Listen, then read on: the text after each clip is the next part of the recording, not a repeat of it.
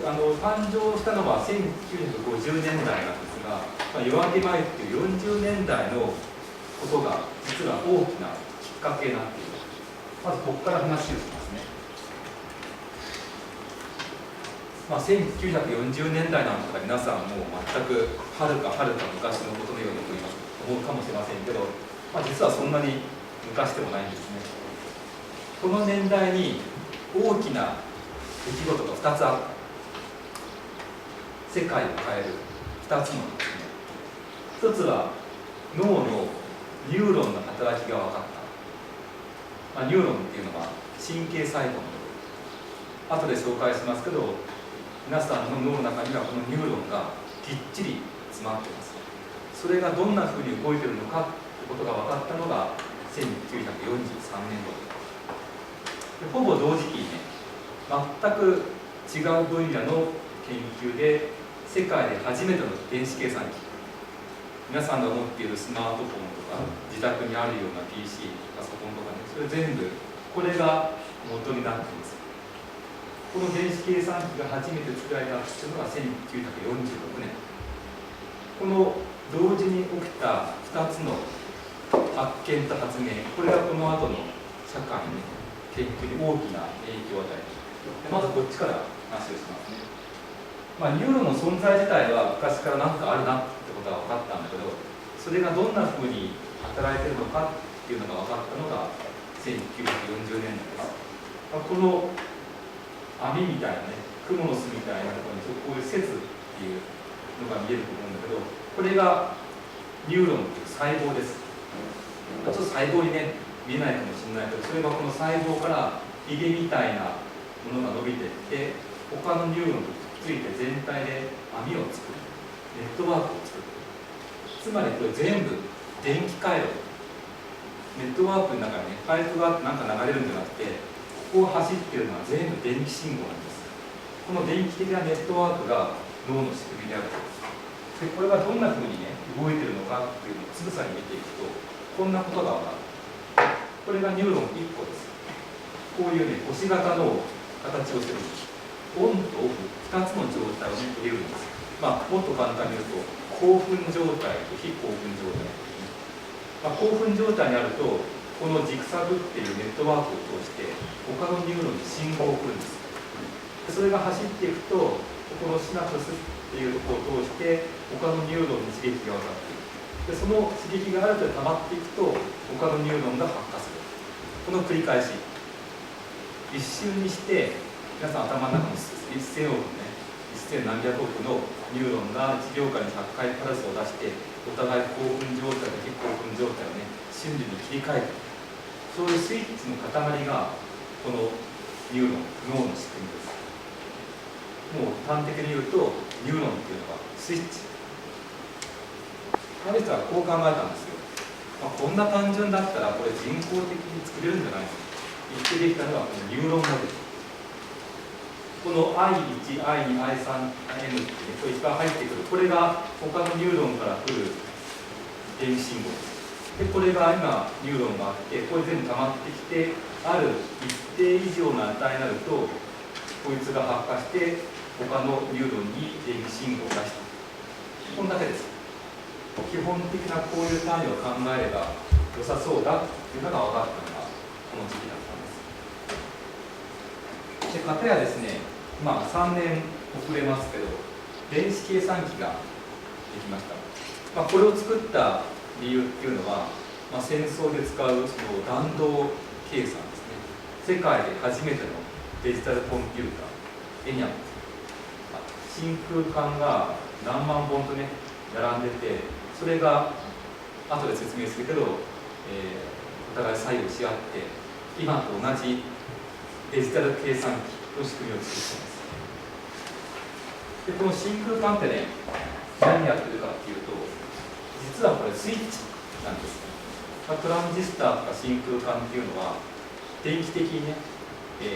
ゼロ状態で1状態を作るっていうそういう性質があるんです。つまりオンオフっていうのはこの真空管1個に相当します。復習すると2つのことがあった。1つは脳の基本的な振る舞いっていうのが分かった。実は非常に単純なスイッチの集まりで脳っていうのはどうもできてるらしい。一方で真空管は使ってるけど、スイッチの塊で我々がプログラムとして扱える、ね、計算機っていうのが出来上がった。この当時ね、この2つに気づいて、これをつなぐと何かすごいことができるんじゃないかということに気づいた人が世界で10人いたんです。まさにこうきら星のようなすごい研究者が集まりました。言語学者、それから生理学者、数学、情報理論、あと科学、何人かいて全部10人ぐらい集まってダートマス会議っていう会議を1956年、まだまだ昔のように思えるかもしれない。でもこの頃集まった人は後で出てくるけどまだご存命でまだ活躍中です。でこの会議のレポートの中で世界で初めてアーティフィシャルインテリジェンスという人工知能という言葉ができました。我々が持っているいろんな学習機構、これを、基本的には脳がそれをね司っているということが前提になっているけど、それを計算機でシミュレートする、真似ることによって、我々と同じような学習の仕組みっていうのができるんじゃないか、その研究をしようじゃないかということをね、これ提案したわけです。アーティフィシャルインテリジェンス、すごくねセンセーショナルですね。当時にしては知能ってものをね人工的に作っちゃおうなんていう発想が、当時の今の世界になかった。それは一部には宗教的な理由もある。知能っていうのは人間がね人間たるというのは一番重要な部分ですよね。でもそれと同じものを人間が作る、これはもう神の領域である。そんなことをやるのはおかましいっていうのが、宗教も含めた人類全体の一つの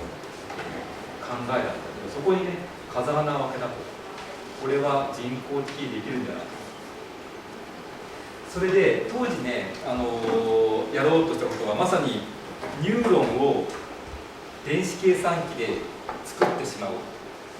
それがいわゆるニューラルネットワークです。ニューラルネットワークって言葉は随分昔から使われてますけど、もうまさにニューロンの仕組みを計算機の中にプログラムで作る。この仕組みを学習することによって何かその人間の知的な振る舞いと同じことが実現できるんじゃないかということを試して、でこれが結構うまくいったんです。60年代。それで将来はこれで脳と同じ仕組みができるぞと一気に盛り上がったんですよね。ところがね、物事っていうのはそんなに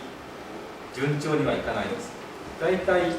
行って大きな問題にぶつかって研究が停滞して誰もやらなくなってきて、ある日突然ブレイクスルーして次の山が起きる。そういう順序でいくんだけど、70年代っていうのはまさに人工知能にとって冬の時代です。大きな問題、これフレーム問題と言います。これは今もまだ未解決。フレームっていうのは枠、こういうね何かを囲う枠のことを言います。例えばじゃあ一応理系の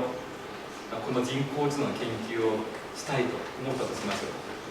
人工知能の研究をしたいと思う人と今日のお昼にひじきを食べたこと関係ありますか？ないですよね。ないんですよ。それはないと分かってるから考えなかったんじゃなくて、もともと考えてないんですよ。何言ってるかと思うかもしれませんけど、我々は何か考える際にその考えることに必要な情報っていうのを無意識に選んでるんですね。考えなくていいことと考えるべきことの無意識の枠を作る。でもね、コンピューターにはこれができないんです。じゃあこういうフレーム問題があるのにどうしてある程度は実現できてるのかっていうと、80年代になるとこの人工知能っていうのはあちこちに使われるようになるんですね。結構ね家電なんかに使ってます。昔から洗濯機とか冷蔵庫とかエアコンとかに人工知能を使いましたっていうふうにね家電メーカーが言います。あんな具合に使う場面をあらかじめ決めて、そこでしか機能しないようにしてあげれば結果的に作り込みでフレームをね、作っちゃうことができます。そんな具合に人工知能の使い方としては、使う場面を限るということによってフレーム問題を回避している例は多数あります。そういうことをいっぱいやって結構人工知能っていけるんじゃないのって言ったのが1980年代で、この頃にね、私も研究を始めて人工知能っていう世界には入ったわけですね。80年代いろんな研究がありました。画像とか音声とか、今皆さんがスマートフォンでいろんなことをね、アプリでやっている、そこで使っているいろんな技術は80年代に人工知能研究者が研究したものがいっぱい入っています。なんといってもですね、ゲームですよ。このパックマンやったことありますかね。アーケードで今でもあるかもしれないけど、パックマンっていうのは日本が作った世界に誇るゲームです。世界でおそらく初めて人工知能っぽい仕組みを入れたゲームですね。最近のね、ゲームは、何をもって人工知能というかっていうのはいろいろありますけど、人工知能研究の一部が入っていることが多いです。で、90年代になると今度はロボット、こういうロボット、これサッカーねするロボットとかいますけど、大体ね、今の人たちは人工知能っていうとこのロボットのことを想像するとですよね。確かに人間っぽいからあたかも人工知能っていう、いかにもね人工知能の感じがしますけど、この前後のことを聞いてもらえば分かる通り、ロボットイコール人工知能ではありません。もっと広い範囲